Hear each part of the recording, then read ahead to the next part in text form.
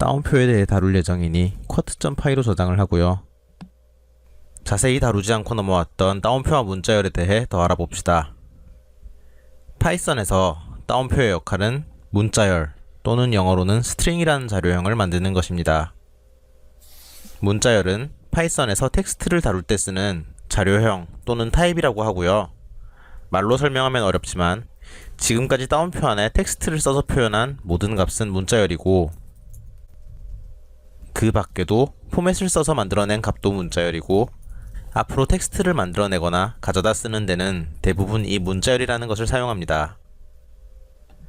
앞으로는 이런 값을 추상적인 개념으로 다룰 때에는 텍스트라고 하고, 프로그래밍에서 코드로서 다룰 때에는 문자열이라고 나눠서 이야기하겠습니다.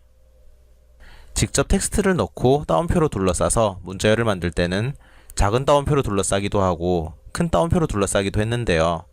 이 사이에는 어떤 차이가 있을까요? 정답은 아무 차이도 없다는 것입니다. 양쪽은 같은 다운표로 둘러싸기만 하면 되고요.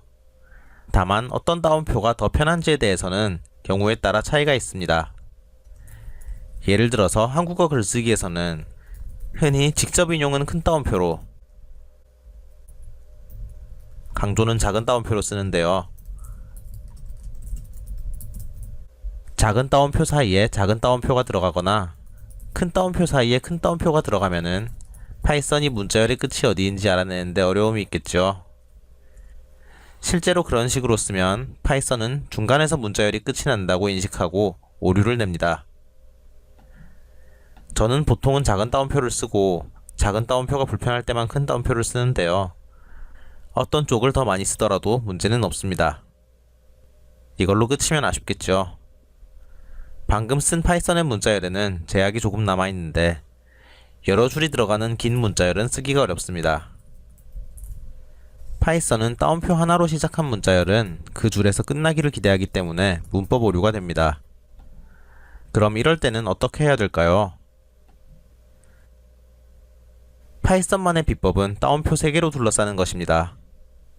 다운표 3개는 긴 글을 다룰 때 유용한 방법이고, 파이썬은 줄이 바뀌어도 오류를 내지 않고 다음에 나타나는 다운표 3개를 찾습니다.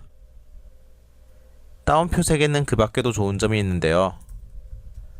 다운표를 하나만 쓰면은 가끔 문자열을 여러 개로 나누어서 써야 할 때도 있습니다. 하지만 다운표 3개를 쓰면은 그런 걱정 없이 하나 안에 모두 쓸 수도 있습니다.